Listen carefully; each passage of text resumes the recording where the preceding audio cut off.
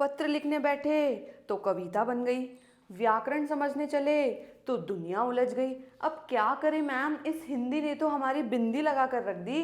तो टेंशन नहीं लेना मेरे बच्चों, वर्षा मैम है ना।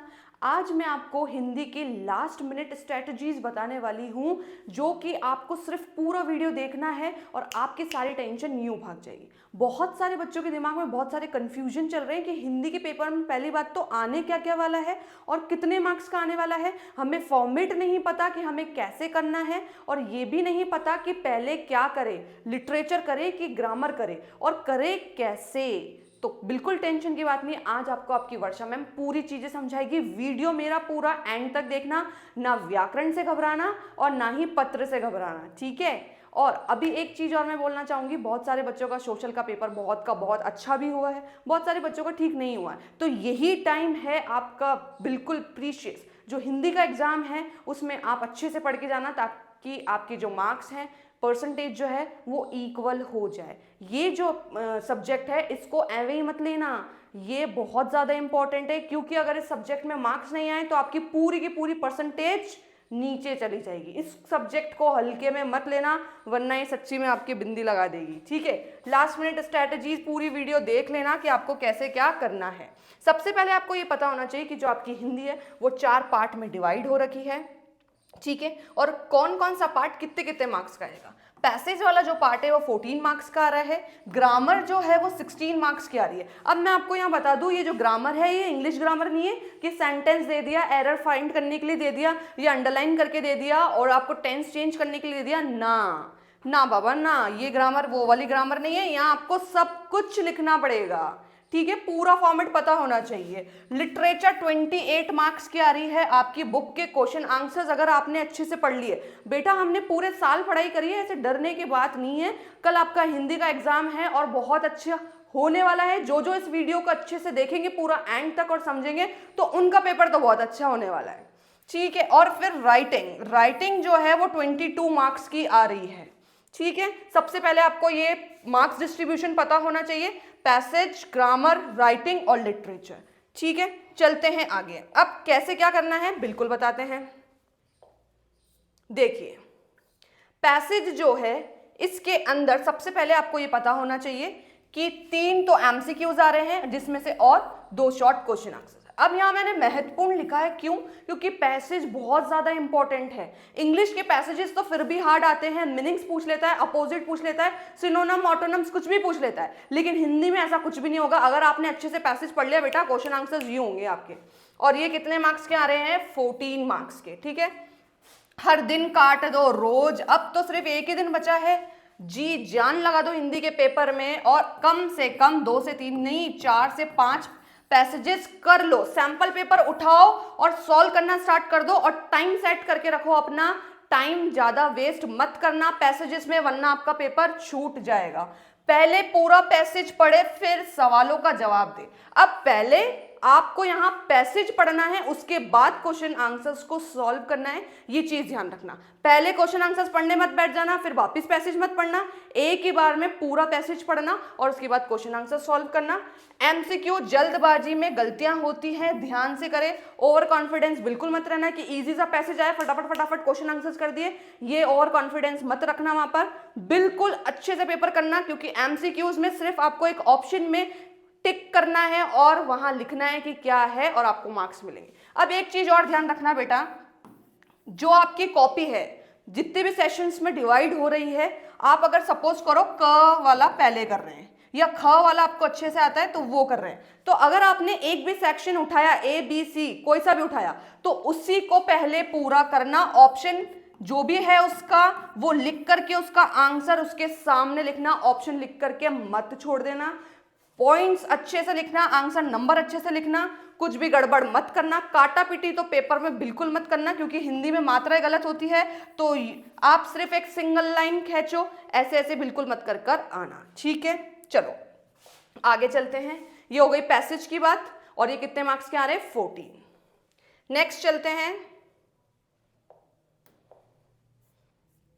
राइटिंग में आपके क्या क्या आ रहा है, विज्ञापन लेखन, वेरी वेरी इंपॉर्टेंट। विज्ञापन मतलब इंग्लिश में अपन बोलते हैं ना बेटा एडवर्टाइजमेंट, एज इट इज। अब आपको यहाँ पर क्वेश्चन गिवन होगा, you have to draw one block and then you have to write in that block. ठीक है, आपको ब्लॉक ड्रॉ करने के बाद उसके अंदर लिखना है। अब आपको विज्ञापन दे, सपोज करो बुक्स के ऊपर दे दिया, ठीक है, बुक्स का आपको एडवर्टाइजमेंट करना है, तो you have to make a drawing like that. आपको बुक्स बनाने हैं, पेन्स बनाने हैं, ठीक है। इसके बाद आपको विज्ञापन लिखना स्टार्ट करना है, जो उसका टॉपिक दे रखा है, और इसमें भी वर्ड लिमिट्स देख लेना बेटा कितने दे रखे हैं, उसके अकॉर्डिंग लिखना। और ये कितने मार्क्स का है, 3 मार्क्स का। सूचना लेखन, सूचना लेखन इंपॉर्टेंट है, कितने मार्क्स का है, 4 मार्क्स का। पत्र फॉर्मेट आपको पता है, सेम वही है, 5 मार्क्स का है। ईमेल सेम जो अपन ने इंग्लिश में पढ़ा था, क्या, फ्रॉम, ईमेल आपको गिवन होगा @ करके gmail.com, वो लिख देना। टू CC BCC ध्यान रखना है, ये भी ब्लॉक में ही बनेगा। और उसके बाद अनुच्छेद लेखन कितने मार्क्स का आ रहा है, 5 मार्क्स का। अगर आपने राइटिंग सेक्शन को अपना पक्का कर लिया तो आपके यहाँ 22 मार्क्स हो गए पक्के, क्योंकि लिटरेचर में बच्चे क्या होते हैं, आंसर्स बिल्कुल रट करके जाते हैं, वहां कुछ भी आ गया भूल गए, वॉश आउट हो गया गया। लेकिन राइटिंग पार्ट के मार्क्स आपके हाथ में है, क्योंकि ये 22 मार्क्स का आ रहा है, और ये सारे टॉपिक्स आपको वहां पर अपने मन से लिखने हैं, पूरा कंसंट्रेट करके लिखना है। ठीक है, सैंपल पेपर जितना हो सकता है, आज लास्ट दिन बचा है, कल आपका पेपर है, जितने भी सैंपल पेपर्स PYQs आप कर सकते हैं उठाओ, टाइम लिमिट सेट करो और करना स्टार्ट कर दो। हिंदी के पेपर में स्पीड होना बहुत ज्यादा जरूरी है, धीरे धीरे करने बैठ गए पेपर छूट जाएगा, स्पीड मेंटेन करके रखना। आगे चलते हैं, यहाँ मैंने आपको कुछ इंपॉर्टेंट टिप्स दिए, देख लीजिए। क्योंकि क्या बताया, सबसे पहले स्पेलिंग मिस्टेक्स मत करना। Spelling mistake in the sense, बच्चे मात्राओं की बहुत ज्यादा गलती करते हैं, जिसकी वजह से मार्क्स कट जाते हैं। अपनी कॉपी का प्रेजेंटेशन इतना अच्छे से करना, नीट एंड क्लीन वर्क करना, अंदर आप क्या लिख रहे हैं वो मैटर नहीं करता। जो भी मैंने ग्रामर के आपको पार्ट्स बताएं, चाहे वो पत्र हो, ईमेल हो, अनुच्छेद हो, सूचना हो, विज्ञापन हो, अगर आपको फॉर्मेट पता है, आप स्टार्टिंग एंडिंग बिल्कुल सही कर रहे हैं, बीच में क्या लिख रहे हैं ये मैटर नहीं करता। सुंदर सी कॉपी करके आना अपनी। फॉर्मेट का भी मार्क्स हैं, ज्यादा कट्स मत लगाना, ये मैंने आपको इंपॉर्टेंट नोट्स में बता दिया है। चलिए आगे चलते हैं, यहां तक सब समझ में आया होगा मेरे बच्चों को। नेक्स्ट चलते हैं लिटरेचर। लिटरेचर भाई आप पूरे साल से पढ़ते आ रहे हैं, अब तो पता होगा हिंदी के चैप्टर्स में क्या कहानी थी, क्या क्या था। थोड़ा सा रिवाइज कर लो और अपने मन से आंसर्स फ्रेम कर देना, इतना लोड लेने की जरूरत नहीं है। लेकिन आपको पता है कि लिटरेचर अपनी कितनी मार्क्स की आ रही है, 28 मार्क्स की, ठीक है, 28 मार्क्स की।